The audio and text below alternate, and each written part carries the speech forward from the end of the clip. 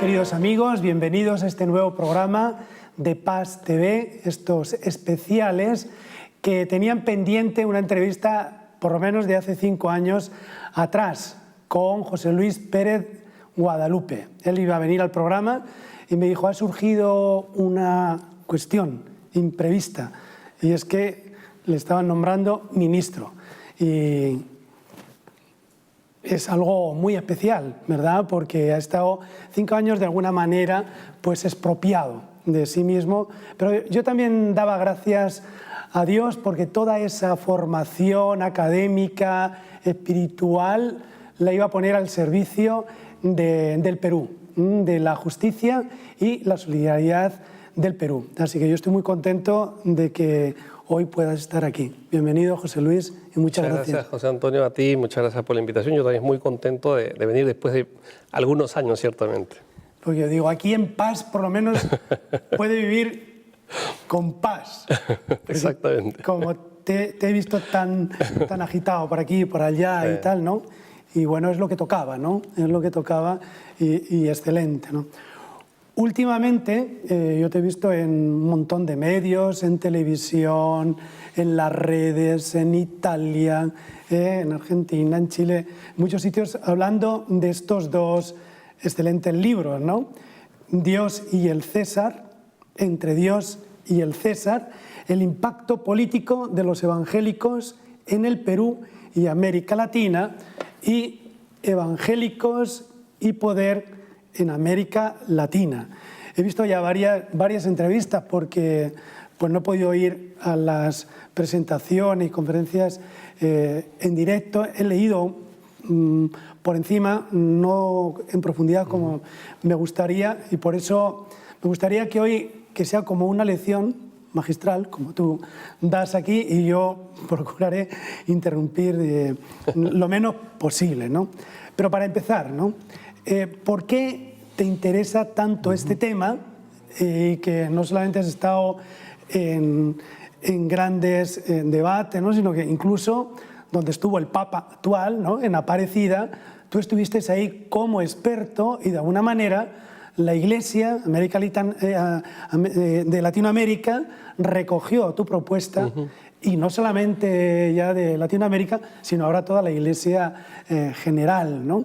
Yo sé que de la Facultad de Teología, Pontificia Civil, has hecho muchos trabajos, quizá empezaste por ahí. Entonces, la pregunta, ¿no? ¿Por qué te ha interesado casi siempre este tema? Mira, gracias, José Antonio, por la pregunta. Yo en el año 90 defiendo mi tesis de maestría en teología y es sobre los evangélicos. O sea, que llevo casi 30 años en este tema. Y lo que yo veía era justamente cómo iban avanzando los evangélicos a costa del decrecimiento católico. Eso era clarísimo. Y hace 30 años no había mayores estadísticas, no había internet, no había el Google, no se hacían estudios al respecto.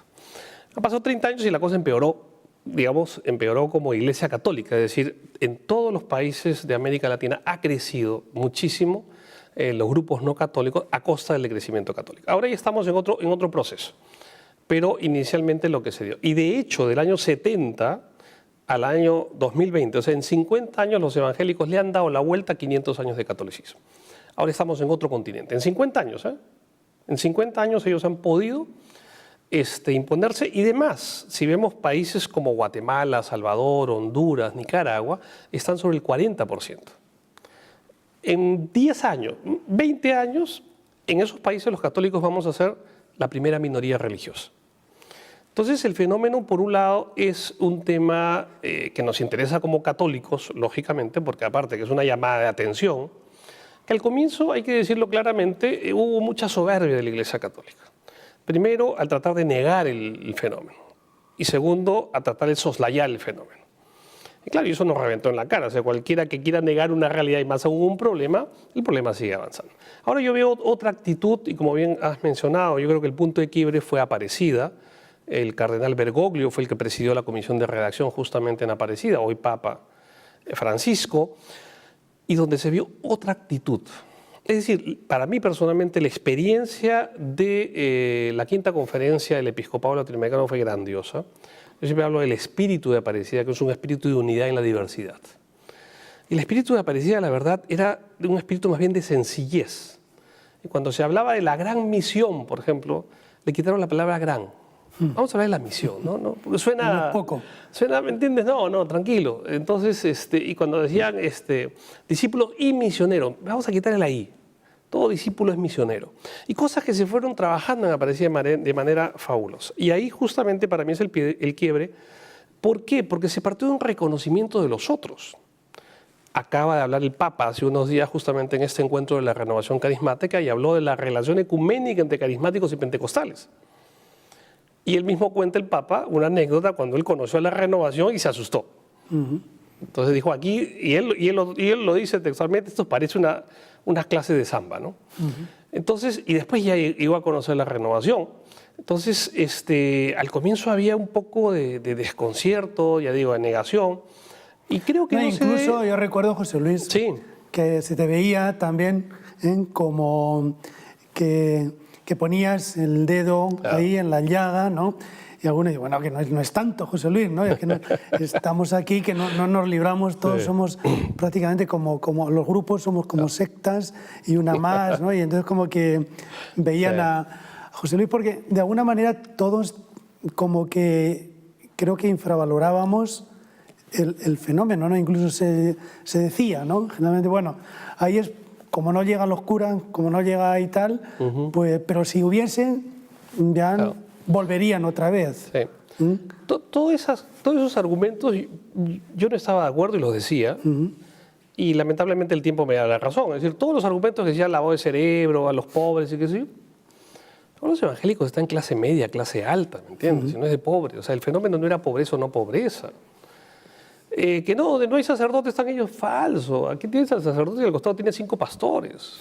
O sea, no había ningún argumento que dijera, pero eran todos argumentos tratando, digamos, de justificar, creo que nuestra ineficiencia pastoral.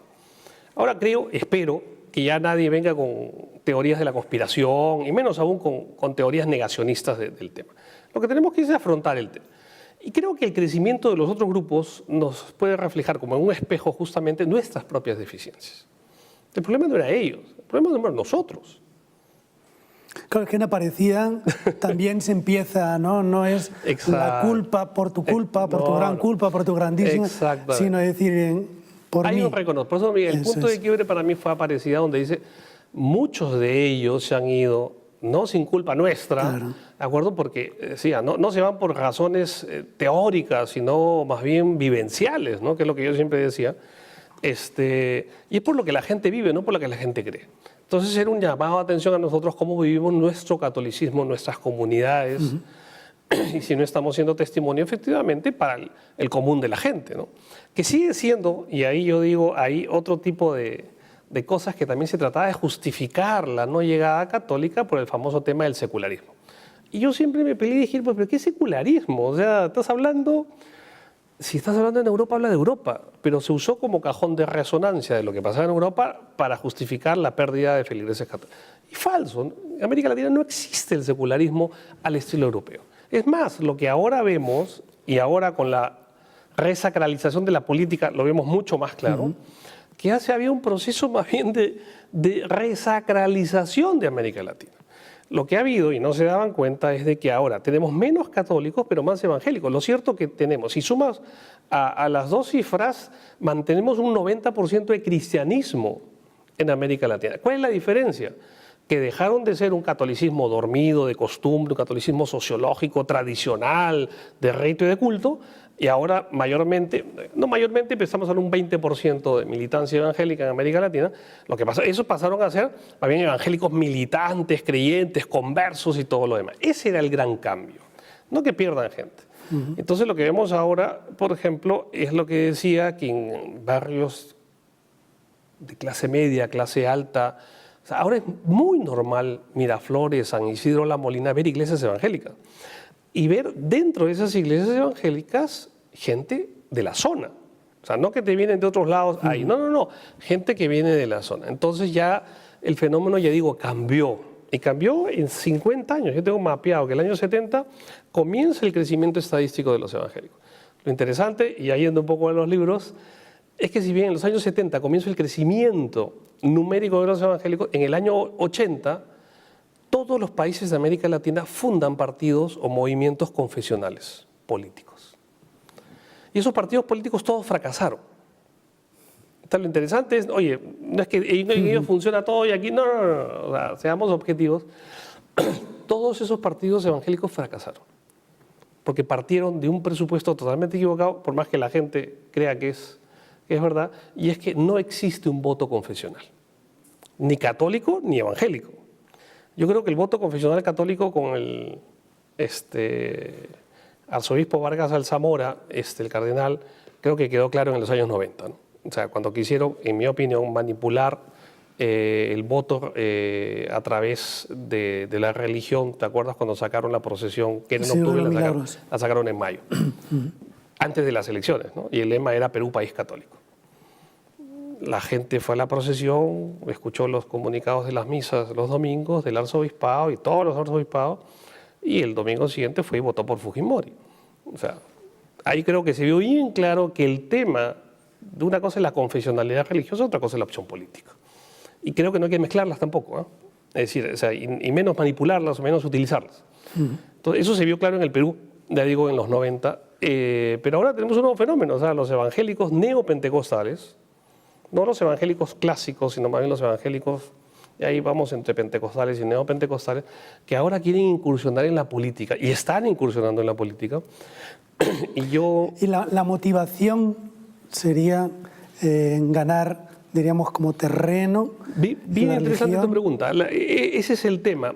Ahí en el libro yo he mapeado, si se quiere, a través de la historia, como 4 momentos del movimiento evangélico. El movimiento más, si se quiere, de línea protestante, de finales del siglo XIX, porque, ojo, no han venido ayer o antes de ayer. Están en toda América Latina desde finales del XIX. Bueno, después de la independencia, ¿no? Ya se empiezan a hacer presentes a través de escuelas y a través... Fue una visión más bien civilizatoria. Claro. O sea, al costado de un templo presbiteriano, bautista o anglicano, luterano, había una escuela. O sea, un plan más bien diferente a lo que tenemos, si se quiere, más de los años 50, 60, más bien tipo proselitista. Y ese era un movimiento que inicialmente vinieron con los extranjeros, porque no solamente es cuando llega la independencia a comienzos del 19, sino que las leyes, las constituciones, la normatividad y la misma sociedad de ese momento no permitía un culto diferente que el católico. Claro. Entonces, la lucha de ese momento era lograr la libertad religiosa. Algo que un siglo después a nosotros nos parece absolutamente normal, cotidiano y absurdo que no haya libertad religiosa. En ese momento la lucha era por la libertad. Pero hay que situar en cada momento. Por eso, en ese momento era la lucha por la libertad. Entonces, los primeros evangélicos son, ya digo, de ese corte, mucho extranjero. ¿Y qué luchaban? Cementerios civiles. Ya digo, libertad de cultos, partida de bautizo, con educación laica. Cosas que ahora son absolutamente normales. Al contrario, más bien la lucha es al otro lado. Ese era el momento, el primer momento. El segundo fue el momento evangélico en tal, sobre todo por influjo más bien norteamericano, grandes misiones evangélicas de todas partes del mundo vinieron a América Latina. Y se agudizó en los años 50 cuando triunfa la Revolución China y salen todos los misioneros, salen de China. ¿Y a dónde se reubican? La gran mayoría en América Latina. Entonces, como el comunismo había sido el gran enemigo del cristianismo, y en América Latina con un sesgo anticatólico en primer lugar y anticomunista en segundo lugar. Entonces, la gran agenda de los evangélicos en los años 50, 60 y 70, eso aquello que los amalgamaba, los que podía unir, porque no hay, tú sabes que son una serie de denominaciones, congregaciones, no existe una unidad como la Iglesia Católica, pero habían 2 puntos que los unían, el anticatolicismo y el anticomunismo. Ahora la agenda cambió. Ya el comunismo no existe, y ahora más bien con los católicos dice, oye, vamos a marchar juntos. Y la nueva agenda es una agenda moral pro vida, pro familia y antiaborto y anti el matrimonio igualitario, ¿no? Entonces, eso sería en el segundo momento, y paralelo a ello están los pentecostales. El pentecostalismo es un movimiento de avivamiento. ¿Qué diferencia hay entre evangélico y pentecostal? Doctrinalmente los dos son cristianos y hay mucho. Lo que pasa es que los pentecostales enfatizan mucho lo que es la fuerza del Espíritu Santo y los dones del Espíritu Santo. Se están cercanos a la renovación. Totalmente, es más, quizás ahí te diría, la renovación nace del pentecostalismo. La renovación carismática católica en el año 67, en la Universidad de Duque, nace del pentecostalismo. El pentecostal, estamos hablando de 1906, cuando se forma en Los Ángeles o en Topeka, Kansas, hay las dos versiones, y llega a América Latina en 1909, en Chile y en Brasil, que son los primeros. Entonces, eso ha trabajado mucho. Recién llega la renovación carismática católica, como digo, en el año 67. Hijos del pentecostal, tanto que se le decía, somos los pentecostales católicos, son los pentecostales que rezan en el rosario, se le decía a los carismáticos, ¿no? Entonces, estos pentecostales, con esa fusión del espíritu, con el énfasis en lo que se llama el descanso en el espíritu, el hablar en lenguas, una predicación, ¿me entiendes?, muy militante, conversionistas, pero al mismo tiempo con una forma litúrgica mucho más animada, de cantos, ¿no es cierto? O sea, más vivenciales, mucho más, si se quiere, cercanos a los que ellos querían hacer como las comunidades primitivas y como tal como lo relata los Hechos de los Apóstoles. Y ese espíritu pentecostal es el que ha inundado a todo el movimiento evangélico y a gran parte de la Iglesia Católica. La renovación carismática católica, de hecho, es el movimiento, movimiento apostólico más grande de la Iglesia Católica, más numeroso en todo caso. Tenemos entonces los protestantes o los evangélicos más tradicionales, clásicos del final del siglo XIX. Tenemos los evangélicos, comienzo del siglo XX, los pentecostales que llegan a la ebullición, sobre todo por un pentecostalismo criollo, no un pentecostalismo de misión, sino criollo, que surge acá, y los pastores surgen acá, en América Latina, y llegamos a los 90 con los neopentecostales. Y hago esta aclaración porque si hablamos del tema político, los que lideran actualmente la incursión política de los evangélicos son los neopentecostales. ¿Y qué cambió pentecostal y neopentecostal? Yo le digo una frase, a ver si me dejo entender. Para bien o para mal, un pastor evangélico pertenece a la iglesia. En cambio, en los pentecostales, la iglesia le pertenece al pastor. Estos pastores han fundado iglesias, pero no solamente han fundado, son dueños de las iglesias. Y ahí viene toda, si se quiere, mi sentido crítico. Entonces, tenemos Cash Luna, Caballeros en Guatemala, o sea, tenemos el mismo Santana en el Perú. Ya no es gente, no sé, mejor, de pastores, hombres de Dios, hombres de iglesia.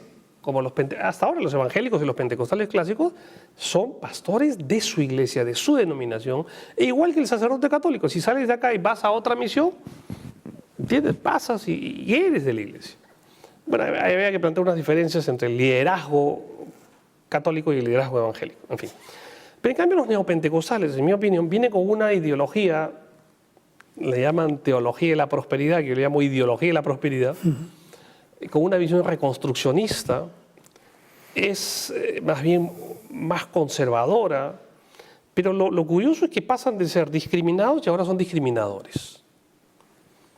Entonces ahora quieren imponer toda su posición a los demás. Y ahí yo creo que también muchos católicos caen en eso, en mi opinión, en el error. Una cosa es actuar como creyente y otra cosa es actuar como ciudadano. Entonces nosotros como creyentes, yo en mi iglesia puedo creer, ¿me entiendes? Y voy y comparto mi fe. Pero yo no puedo imponer mi fe. Y menos aún imponer las normas de mi iglesia a aquellos que ni siquiera comparten mi fe. Yo lo que tengo que ir en todo caso en el lado político es actuar como ciudadano. Entonces esa experiencia de ciudadanía es la que tenemos nosotros que ver, y como católicos no solamente debemos incursionar en la política, y muchas veces más bien no lo hacemos, que esa es un poco una falla nuestra. Yo lo que veo que muchos católicos como que están desconcertados, ¿no?, cuando ven la presencia de los evangélicos en política, pues incluso le ven como un paradigma, ¿no?, como que por lo menos una lluvia moral, ¿no? Y bueno, en un momento de corrupción, por lo menos, y como que hay católicos que están ausentes también de la política, incluso como que silencian, incluso, no solamente de nombre, sino también con su coherencia, ¿no? Entonces decir, bueno, pues mira, estos por lo menos, los evangélicos, tienen claro el tema de la vida, tienen claro el tema de la moral, y por lo menos sé que no van a robar en principio, sino que tienen... Entonces, yo creo que sería bueno como clarificar, ¿no? De acuerdo. Tú ahí hablas entre Dios y el César, ¿no? Sin duda estás haciendo eco, ¿no? de la lección de Jesús, ¿no? A Dios lo que es y al César lo que es del César, ¿no? Y creo que la doctrina social de la Iglesia como que tiene unas pautas bien claras y como tú también eres experto en esta materia, me gustaría que por lo menos en un momento nos desmarcásemos de esa, diríamos, ideología de los evangélicos en la política. Bueno, nosotros los católicos tenemos... Perfecto, muy bien. Mira, los evangélicos en general dejaron de preguntarse si participan o no en la política a preguntarse cómo deben de participar. ¿Está bien? Entonces hemos tenido casi un siglo del llamado fuga mundi. Los evangélicos no participaban en nada. Claro. Pero no hablamos de política, no participaban ni organizaciones de base, ni en sindicatos, organizaciones vecinales. Y es un tema teológico, en fin, pasan de una visión escatológica premilenarista a postmilenarista. Pero bueno, para no enredarnos un poco. Se alejan del mundo totalmente los evangélicos y hay un libro famoso de la Liv de Pinay en Chile que se llama El refugio de las masas y justamente describe a los pentecostales como el refugio de las masas. Y él habla de la huelga social y más aún de la huelga política, o sea, no actúan para nada. Y tenemos eso que también se ha dado en toda América Latina, ahora más bien a un compromiso militante en la sociedad. Tenemos ese giro que se ha dado en los 90. Ahora, como tú dices, participar en la política, sí o no, qué bien, son ejemplo o no, yo diría sí y no. Cuando ellos comienzan con una agenda moralizadora. Vamos a adecentar la política, nosotros somos los propietarios de la moralidad, nosotros no pecamos. Ese discurso y esos primeros congresistas en América Latina, la gran mayoría tiene un reverendo fracaso. Fracaso total, o sea, dejémonos de cosas. Porque del dicho al hecho hubo mucho trecho, ¿o qué? Por supuesto, y sobre todo en Brasil, donde ahí es un estadio muy simpático. El próximo libro, y ahora estoy trabajando con 15 autores en Brasil, el próximo año sacamos un libro en portugués sobre este fenómeno específicamente en Brasil. Y lo que pasa en Brasil, por ejemplo, que al final se mimetizaron con las malas costumbres de todos los políticos corruptos, los evangélicos, hubo el famoso mensalao. En el año 2006, que era la corrupción y cómo le pagabas también a los diputados evangélicos. Entonces fue un fracaso. Si tú quieres venir ¿quién moraliza al moralizador? Ellos vinieron con su bandera de moralización, se le fue al tacho porque no fue así, lamentablemente, y la gran mayoría. Entonces, dejémonos de echar agua bendita en la política como si fuese el rol de los políticos. No, señor, no es ese el rol. A la política se va como político, no como creyente. Ahorita voy a plantear esa diferenciación. Pero por otro lado, yo veo, sí, oye, qué bien que traten de llevar su fe, ¿me entiendes?, a todas las esferas de la sociedad. Y en ese sentido, sí. Yo creo que lo que fueron, y lo digo ahí en el libro, los partidos social cristianos de mediados del siglo pasado, que tuvieron mucha repercusión, sobre todo en Chile, en Venezuela, en Ecuador y en Alemania, hasta ahora, la CDU, Angela Merkel, está muy fuerte ese pensamiento, como que ahora en el Perú y en gran parte de América Latina, como que ya no tiene mayor vigencia, y más bien estos nuevos cristianos, estos nuevos políticos cristianos, vienen a llenar ese vacío que los católicos dejamos.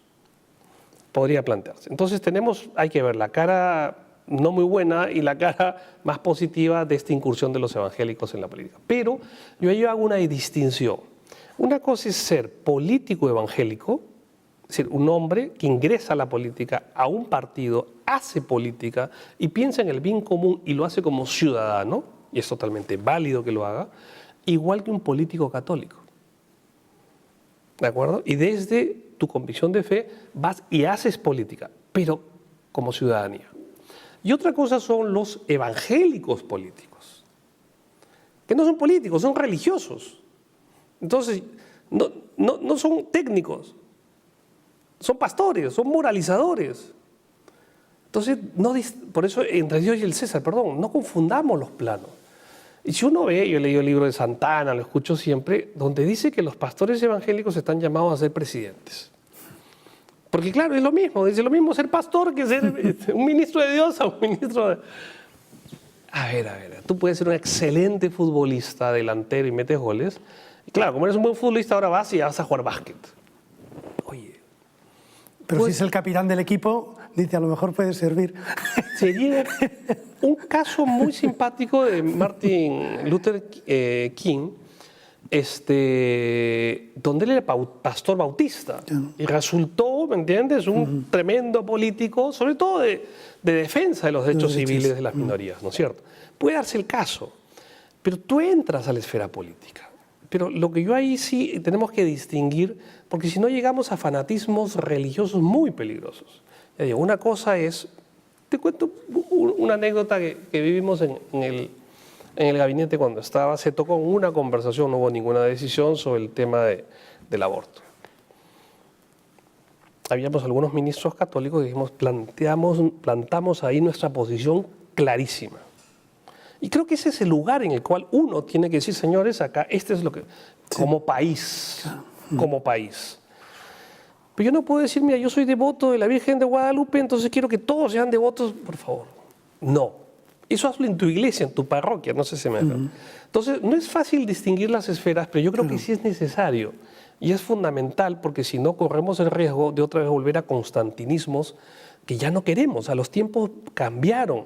Y un punto que a veces no entendemos del Vaticano II, que Vaticano II habló del ayornamiento, del ponerse al día. Lo que a veces se olvidan es que ese ponerse al día es un verbo. O sea, tenemos que seguir poniéndonos al día. No es que ponte al día el año 65, donde se promulgó el concilio, es absurdo. Vamos a actualizarnos, sí, al 65. No, señor. Es la actualización constante por una razón muy sencilla, porque el Evangelio y el mensaje no cambia, pero el mundo sí.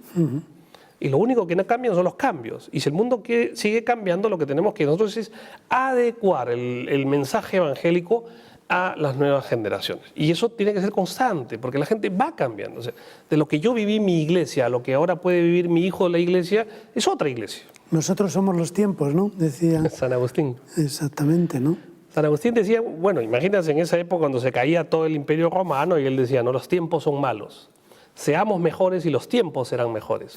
Nosotros somos el tiempo. Mira esa convicción, ¿eh? Nosotros somos el tiempo, nosotros vamos a cambiar las cosas. Y eso me parece muy bien, es decir, nosotros tenemos que hacer los cambios. No ser reaccionarios al tiempo y menos opositores al tiempo, absurdo. Más bien tenemos que ser creadores de cultura como siempre lo ha sido en 2000 años la Iglesia Católica. Y en la línea esta que hablabas, ¿no? Que Benedicto XVI hablaba de la sana laicidad, ¿no? ¿Qué diferencia, ahora que estamos enfocados ya en el bicentenario, bueno, pues ahí había clérigos, pero que trabajaban política porque no había, diríamos, políticos laicos y ellos tenían que estar ahí, Luna Pizarro, Arturo Herrera, de Valdivia, ¿no? O sea, pero ahora es otro tiempo. Yo no me imagino yo al cardenal Barreto, por muchos derechos humanos que tenga, o el arzobispo, por muy sociólogo que sea, pues en el Congreso. O a Cipriani, por muy ingeniero que sea, pues sí, ingeniando Foncodes, ¿no? Claro. Exactamente, ¿no? Pero, a ver, Francisco Javier de Luna Pizarro, primer presidente del Congreso del Perú, clérigo, claro. Y era el momento de asumir. Bueno, podemos hacer una lista interminable de clérigos que participan. Ahora más bien ya no se habla del tema de laicidad, más bien se habla del clericalismo. O sea, el peligro más bien es el otro. Y es que la gente no entiende a veces entre lo que es una visión eclesial y una visión clerical. Entonces, y el Papa Francisco ha sido muy claro y repetidas veces cuando habla del cáncer de la iglesia es el clericalismo. Ahora, y la gente a veces sentía, oye, pero ¿qué tiene el padrecito? No es que vamos contra el clero, sino esa visión clerical de la iglesia. Tenemos que tener una visión eclesial. Y ahí tenemos clérigos, laicos, y en el medio, si quieres, porque en verdad son laicos, técnicamente, canónicamente, la vida consagrada. Todos esos somos iglesia. Y como yo digo, esa visión laical, y yo siempre digo, es la visión del otro lado del altar.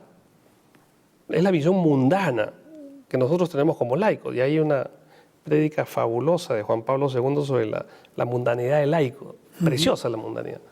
Y esa prédica, y cita a Juan 3:16, porque de tal manera amó Dios al mundo que ha dado a su Hijo unigénito para que todo aquel que en él crea no se pierda, mas tenga vida eterna. Y parte y dice, oye, a ver, de tal manera Dios amó al mundo, o sea, a nosotros. No es que el mundo, porque depende del sentido que le des al mundo. Entonces, el punto de los laicos, la labor de los laicos es la evangelización del mundo. O sea, nuestra vocación es mundana de por sí. O sea, que ese es nuestro sitio. Y complementar las visiones. Y es la experiencia, como te digo, que yo he tenido en Aparecida, una experiencia fabulosa, porque a la hora de trabajar en las comisiones, mira, ya no eras tú de Venezuela o de Perú, de Costa Rica o de Estados Unidos. Ya tú no eras cardenal, laico, religioso, no, todos éramos iglesia. Y todos aportábamos en lo que nosotros sabíamos.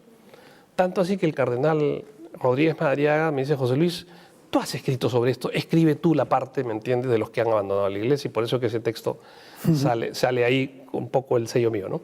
Entonces, esa visión... ¿Cuáles nos podría rescatar, digo, para que los que están viendo el programa vayan al documento de Aparecida y digan, pues mira, se nota. El artículo 225 ya está. de Aparecida, donde dice que la gente no se va por razones teológicas, sino pastorales.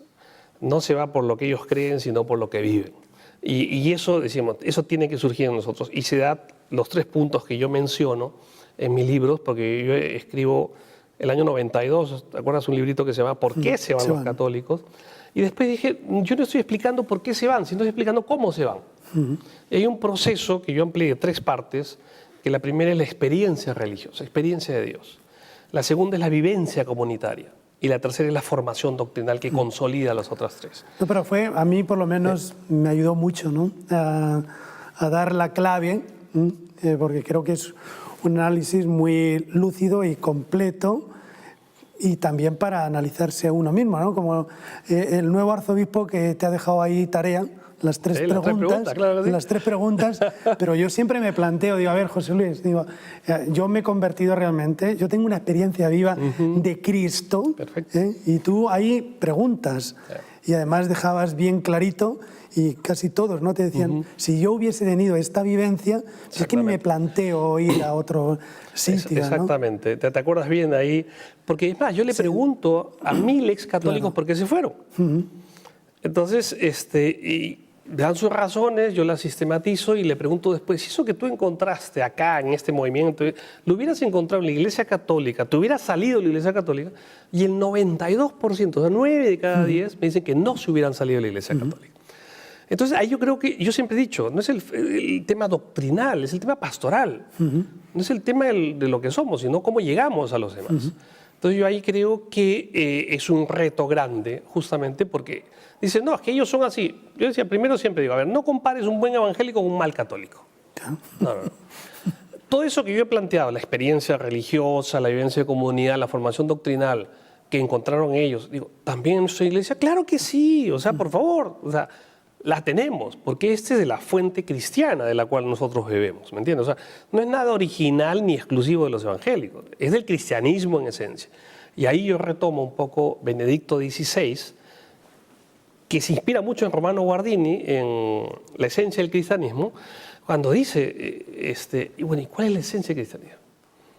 O sea, ya, yendo, y Romano Guardini decía, ya digo que después lo parafrasea muy bien Benedicto XVI, más allá que un código moral, más que los mandamientos, no, es una persona, Jesucristo. Se empieza a ser cristiano, lo ha repetido muchas veces, ¿no? Exactamente. Entonces, como muy bien decía un pastor evangélico, me decía, mira José Luis, porque yo he conversado con muchísimos pastores evangélicos para hacer esta investigación, los he conocido y todo lo demás, y participaba con ellos, practicaba de hecho el ecumenismo con ellos. Tú has dicho que has aprendido a leer la Biblia de tu hermana, ¿no? Exacto, mi hermana era evangélica y yo a los 10 años iba a la Alianza Cristiana y Misionera. Ya murió. Pero murió evangélica. Sí, murió evangélica, tal cual, ¿me entiendes? Entonces, y este pastor me decía, mira José Luis, un hijo de un pastor evangélico, por ser hijo de pastor, no necesariamente es cristiano. Si él no ha tenido el encuentro personal con Jesucristo y conoce a Jesús, hasta que no tenga ese encuentro personal, no es cristiano para nosotros. Mira, esa sabia convicción de la experiencia fundante, esa experiencia religiosa con y en la persona de Jesucristo, es lo que determina el ser cristiano. Pero es una experiencia inicial. Y ahí viene, porque claro, no es que tú existes solo en este mundo. Hay una visión eclesial y ahí viene el tema comunitario, la experiencia de comunidad. Y también, lógicamente, necesitamos profundizar nuestra fe. Entonces viene la profundización doctrinal. Y para mí esos 3 elementos amalgamaban bien y hasta ahora yo creo que son el punto eje de toda, yo lo llamo la receta pastoral, la CCC. Convertidos, convencidos y comprometidos. Entonces, a veces... ¿Tú has escrito algún...? Porque yo siempre digo, a ver si José Luis escribe, aquí nos dice lo que ha pasado. Claro. Pero digo, aquí está el programa. Sí, no, yo escribí en el año 2004, puntos. Sí. El 2004 escribí un libro que se llamaba Baja a Dios de las nubes. Ya, y ahí donde planteo una alternativa católica al crecimiento de las llamadas sectas en América Latina. Y lógicamente lo que yo digo, mira, a veces nuestros pastores exigen compromiso. Oye, le digo, pero es como si yo el primer botón me la pongo al medio, ¿no? Oye, no encaja. No existe, no puedes exigirle compromiso a gente que no está, ¿me entiendes?, comprometida, convencida. Entonces yo planteé, dije, a ver, las 3 Cs. El cristiano 3.0 le llamé yo. ¿Ok? Convertido. En primer lugar es la conversión, la experiencia de conversión. Comprometido. Perdón, convertido. Convencido y recién viene el comprometido. Convertido, el convencido que... es la parte de profundizar tu fe, que no sea una fe solamente, si se quiere, sentimental, ¿me entiendes? O episódica, o entre comillas devocional, que no tengo nada contra las devociones, son muy fuertes, al contrario, pero esa experiencia la tienes que profundizar en nuestra fe cristiana. ¿Quién es Jesús? ¿Entiendes? ¿Qué es nuestra iglesia? ¿Cuál es el sentido de iglesia como cuerpo místico de Cristo? Como es un medio, no es un fin. Y ahí fue el error, creo, que ha habido de pensar que la iglesia era el fin y había que defenderla y ocultar todo lo malo. No. La autorreferencialidad, ¿no? Exactamente, la autorreferencialidad, no solo de la iglesia, sino de los pastores, que ese es otro tema. O sea, los pastores católicos, ¿no? O sea, los obispos, ¿no? Entonces, no, conversión, convertido, convencido, y ahí te nace el compromiso, pero como algo espontáneo. ¿Y qué medios natural tenemos? Porque a veces como que... Bueno, tú lo planteas en algún libro, ¿no? Digo, bueno, van al retiro de Juan 23 durante un fin de semana y vale más que 3 años de catequesis tal cual. Y tal, ¿no? Y yo ponía el tema de Juan 23 porque es un movimiento muy popular. Claro. ¿Me entiendes? Que es sacado justamente, tú sabes, de los cursillos de cristiandad, que era más bien sociológicamente más elitista, clase media, era más racional, en los años 60, y eso dicen que trajo la revolución. En España, por ejemplo, era muy popular. Aquí más bien no, se planteó clase media. Sí. Y los famosos rollos que te daban, ¿me entiendes? Yo también he pasado de colores, ¿no? Y más bien esto se popularizó mucho en Juan 23 y una cosa fabulosa de la gente. Entonces, oye, ¿qué tal? Yo de charlar a 1000 personas, o sea, decía... Increíble, de ahí surgió Corintios 3, en fin, otro tipo de movimiento. Ya digo, pero después de esa experiencia de Dios, ahí tiene que ser una experiencia de iglesia. Y tienes que, ahí viene justamente la parte del convencimiento de tu fe, ¿entiendes? Pero que yo a veces digo, la teología mata la fe. Entonces a veces digo, entran al seminario creyendo en Dios y salen como funcionarios de la iglesia. Yo creo que la teología... no es una teología de rodillas, o como se ha querido decir, o por lo menos orada o pensada, ¿no? Sino que... Mira, la teología y la reflexión de tu fe tiene que ayudarte a acrecentar tu fe, no a quitártela, ¿me entiendes? Claro. Entonces yo digo, ahí muchos entran con la ilusión de ir a Jerusalén y salen del seminario con la obsesión de ir a Roma, ¿no? Entonces ahí no hemos entendido nada lo que era la teología y para qué servía el seminario, ¿me entiendes? Claro. O sea, seguimos siendo hombres de Dios, no burócratas de una institución de la iglesia, ¿me entiendes? No, la iglesia es el medio, no es el fin. Claro. Y si no entendemos bien eso, discúlpame, te equivocaste de vocación, ¿me entiendes? Y vas a terminar siendo una vergüenza para el ministerio sacerdotal, porque en algún momento, ¿me entiendes?, la vas a matar, o sea, vas a cometer errores, como ya hemos visto lamentablemente en nuestra iglesia, no entender el mensaje cristiano, ¿no? Disculpa que sea así tan claro y directo. El convencimiento no está muy bien, ¿no? Entonces, es que creo que hay que insistir en esto, porque si no, ¿para qué, no? Porque se queda todo como un discurso teórico de leer, ¿no? Y yo creo que hay... Entonces, creo que la conversión es fundamental, el convencimiento y la tercera parte... Pero ese convencimiento... digamos, refuerza tu vivencia. Si no tienes vivencia, no tiene sentido, ¿me entiendes? Queda un aspecto teórico. Yo siempre digo, Jesús no iba donde los discípulos y le decía, mira, Pedro, soy la causa incausada, el motor inmóvil, el totalmente otro. Pedro lo miraría, Pedro, ven y sígueme. Ese encuentro con Jesús, ¿entiendes? O sea, digo, la teología tiene que reforzar la fe, si no, no tiene sentido. O sea, perdón, si no, la teología, y ahí Lutero decía, la más grande prostituta del diablo. Si se usa mal, por favor, nos quita la fe, nos quita la fe. Entonces tiene que ser una teología que ayude y acreciente tu fe, si no, no tiene mucho sentido. Y el tercer paso era el compromiso. Porque yo creo que estas fes individualistas, piadositas, que pueden ser muy válidas, pero en los contextos que nosotros tenemos, y ahí venía justamente Aparecida, discípulos misioneros. Claro. O sea, no podemos ser discípulos y no ser misioneros. Y ojo, cuando entra en el Instrumentum Laboris de Aparecida, mejor dicho, un documento inicial, ¿te acuerdas cuando se fueron? Eran discípulos y misioneros. Y ahí en los debates se dijo, no, quitémosle la I. No es que sean discípulos y... No. El ser discípulo implica ser misionero. Y ahí fue por eso que el documento final sale discípulos misioneros. ¿Entiendes? Porque se entendió esa reflexión teológica que hubo en esas 3 semanas, que el ser discípulo ya implicaba la misión. E igual, yo creo que también esta conversión, este convencimiento nos lleva al compromiso. Pero nos lleva naturalmente al compromiso, no es una exigencia. ¿Y el compromiso dónde lo concretaríamos? Mira, y ahí viene muy bien tu pregunta, y a veces pensamos que solamente es en la iglesia. No, es en la iglesia y en el mundo, porque nuestra vocación, ya digo, laical es mundana. Hagamos bien nuestro trabajo. El solo hecho de hacer bien nuestro trabajo, ¿me entiendes? Ya es, ¿me entiendes? Como creyente, como católico, es una convicción de fe de hacer todas las cosas en nuestro puesto, donde nos ha puesto Dios, hacerlo bien. Como padres, como madre de familia, en la labor que cada uno desempeña. Y ahí también podemos ir un poco más allá, en otro tipo de labores más asociativas, ¿no? O sea de iglesia, sea organizaciones civiles, sea en defensa de la vida, sea en partidos políticos. Yo creo que todos tenemos que ver, pero con esa visión, o sea, que lo que nos inspira es ese convencimiento cristiano. O sea, te digo, yo no me hubiera pasado 25 años de mi vida en pastoral carcelaria, ¿me entiendes? Si no tuviera ese convencimiento cristiano. No se lo recomiendo a nadie que haga una labor visitando cárceles. Has estado preso. Estaba preso con ellos, como dice San Pablo. Visiten a los presos como si ustedes estuvieran presos, dice Hebreo. Es fuerte, es una realidad donde tú dices, y a mí me chocaba, por ejemplo, el pabellón de violadores, de menores, a mí me costaba. Ya digo, 25 años me pasé ahí, pero porque mi convicción era cristiana, es decir, ver a cada persona a Jesús. Entonces, ya digo, eso nos anima dentro de nuestra vocación cristiana, igual, presos, enfermos, el mundo de la política. Claro, Teresa de Calcuta decía, donde Dios te plante, ahí tienes que florecer. Y tú has estudiado criminología, has estudiado sociología, pues si sabes tanto, ahora te toca, cada vez sé que no sé mucho, y como digo, ahora cada vez me acuerdo menos de las cosas y soy más feliz, así que...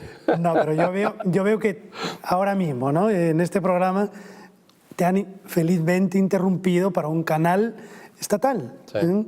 Pero ahí tienes la posibilidad, ¿no? de dar tu profesionalidad y tu punto también, ¿no? Católico. Yo creo que es donde tenemos que estar, donde, sí. digamos, como dice, si la vida te da limones, Dios te pide hacer limonada, ¿no? Entonces, y ojo, que eso no implica de que todas las cosas nos van a ir bien, eso no implica que no vamos a tener problemas, que eso no implica que no vamos a tener desgracia, por favor. Es el asumir esa desgracia de un modo diferente y salir adelante resilientemente a pesar de los problemas, ¿no? Pero con una mirada de fe, ¿no? No preguntarse, que a veces nos flagelamos preguntándonos por qué, sino más bien preguntarse para qué, ¿entiendes? ¿Qué puedo hacer con esta nueva experiencia, por más dolorosa que sea, ¿no? José Luis, ¿tú qué has aprendido de los hermanos evangélicos y ellos, de alguna manera, que han aprendido de ti? Porque yo por lo menos veo que te buscan, ¿no? Y no es normal, ¿no? Que los evangélicos pues busquen a un católico, ¿no? Yo hace muchísimos años, ya no 20 años, me invitaron a una convención evangélica y me dieron el tema, ¿sabes cuál era? El futuro de la iglesia evangélica. Como el gurú. A ver, y yo fui y hice una proyección. ¿Qué profetizaste? Más o menos, que iban a tener un tope en el crecimiento, porque en ese momento ellos se sentían pues invencibles, iban a llegar al 100. Yo le dije, no, tampoco. Por 2 cosas. Primero, por el desgaste de la misma iglesia sociológicamente, y segundo, le dije, porque tarde o temprano va a haber una reacción católica de todas maneras, así que no se preocupen, no van a llegar. No me inviten más.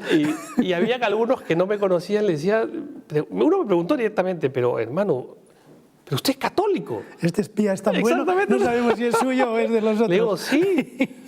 Entonces dijo, no entiendo cómo... ¿Por qué no se queda con...? No, bueno, muchos me dicen hermano José Luis, el hermano Guadalupe, pensando que soy evangélico. No, soy católico. Entonces, le llamaba la atención. Bueno, ahora se dice católico renovado, que dicen los de la renovación carismática, ¿no? Es un católico convertido, un católico de experiencia de fe. Y no, yo sí me llevo muy bien con la gran mayoría de evangélicos, ya digo, con esta línea neopentecostal, un poquito, yo tengo mis reparos. Cualquier tipo de fanatismo o de sectarismo, de creerse que tienen el celular de Dios y que hablan con Dios todos los días, ¿me entiendes? Y que Dios le ha dicho...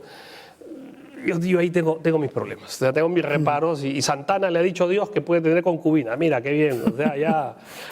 Como dice usted, anda ya, hombre, ¿entiendes? Yo creo que... Y ahí viene justamente la comunidad. Y hay que tener mucho cuidado con estos liderazgos farisaicos, o sea, todo endiosamiento de la persona. Jeremías decía, maldito el varón que confía en el hombre apartando de Dios su corazón. ¿No es cierto? Esos endiosamientos de fundadores de comunidades, como lo que hemos visto lamentablemente, como puede ser Maciel o Caradima o el mismo Figari en el Perú. Estaba leyendo justo en Chile y me acuerdo del padre Poblete, ¿no? O sea, en Chile, que era el que llevaba el hogar de Cristo. Y es más, yo te cuento porque he vivido en Chile y en esa época, pues, Renato Poblete era... Y ahora salió un montón de acusaciones terribles. Yo digo, eso confirma más de que no tenemos que endiosar a las personas jamás. Y ahí viene justamente la comunidad. La comunidad. Yo creo que esa visión, y en ninguna otra religión existe justamente este concepto de eclesía. Comunidad es lo que tiene que mandar. La comunidad, no los personajes. Digo, somos pasajeros, o somos, ¿me entiendes?, miembros de una iglesia, y la iglesia es un medio, no es un fin. Ya sabemos quién es. Jesús es nuestra religión, Jesús es nuestra experiencia. Y el Papa mismo es vicario de Cristo, un puente, pontífice. No es Dios, es mensajero de Dios. ¿Es posible el ecumenismo con ellos? Me ha dado mucho gusto escuchar al Papa sobre y hablaba fehacientemente del ecumenismo que practicaban los carismáticos con los pentecostales. Justo he ido en Guatemala el año pasado, poco presentando las investigaciones, a un encuentro que tuvimos, nos invitaron especialistas y era básicamente los obispos centroamericanos sobre el tema pentecostal. Y ahí fue un sacerdote que era de la Comisión Ecuménica de Roma, y yo le leí un texto que él había escrito en el 2012, donde él decía que no se podía hacer ecumenismo con los pentecostales y qué sé yo, porque no había teología. Y se lo leí y le digo, mira, tú has escrito esto hace 7 años. Le digo, ¿sigues pensando lo mismo? Me dijo, no. Se lo pregunté delante de todos, ¿no? Me dijo, no, las cosas han cambiado, los pentecostales también, ahora estamos... Y narró todas las acciones ecuménicas que están haciendo con los pentecostales. Entonces yo creo que ha habido un cambio de ambas partes, de parte de los pentecostales, de los evangélicos, pero también de parte de la Iglesia Católica. Acuérdate que el movimiento ecuménico no surge en la Iglesia Católica, surge más bien en las otras iglesias cristianas. Y triste decirlo porque es una gran riqueza, pero ¿por qué no surgió en la Iglesia Católica? Porque nos creíamos la única iglesia, pues. Esta iglesia nulla salus. No surgió hasta que viene el Vaticano II y te cambia la perspectiva, ¿entiendes? Te actualiza y te dice el documento la Unitatis Redintegratio, donde te habla de ecumenismo. Y el Papa en esta última intervención a los carismáticos cita la Unitatis Redintegratio. Y me dio mucho gusto porque cuando habla de las comunidades cristianas y qué sé yo, cuando yo enseñaba ecumenismo, y algunos me discutían, no, las comunidades cristianas son las protestantes, no las evangélicas. Y ahora el Papa ha usado ese mismo texto para referirse a los pentecostales.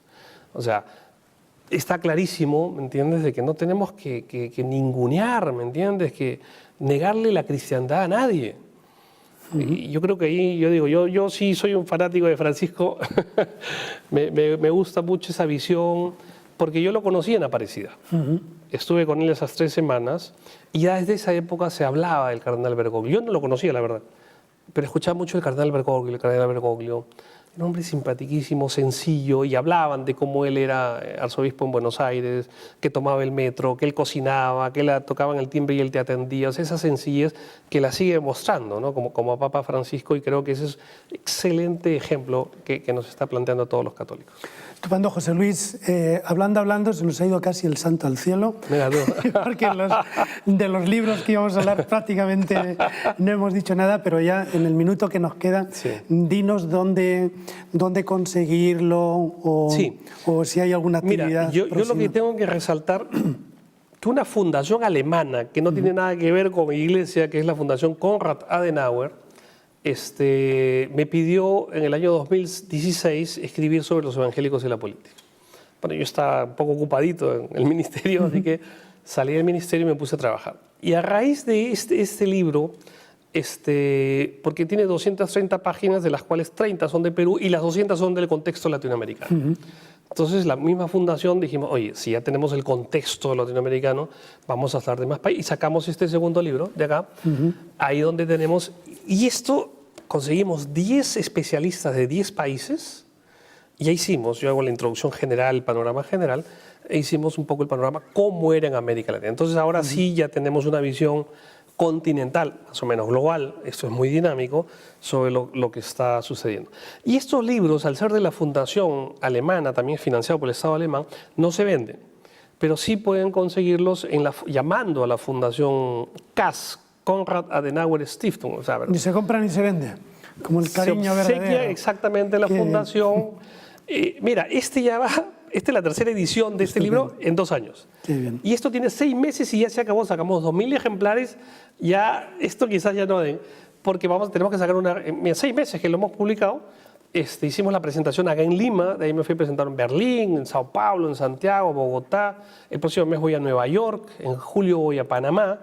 Va a salir una edición también resumida en inglés en un mes, porque ha tenido mucha acogida esta visión que tenemos ya continental de este fenómeno.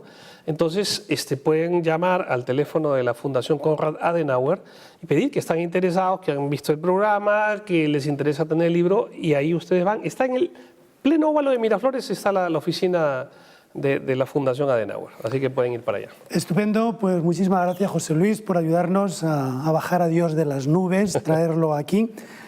A Paz, y yo creo que se ha notado y que ha estado también entre nuestros telespectadores. Pues que Él te acompañe siempre y que siga dándote esta energía para hacer tanto bien. Muchas gracias, y yo me siento bendecido de poder regresar acá. He venido muchísimas veces aquí y he seguido, es más, los inicios de esta gran obra cuando estaban todavía en el puericultorio, hace más de 30 años.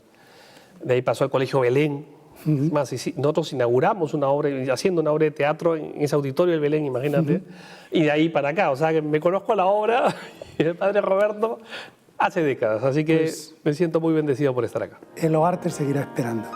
Gracias.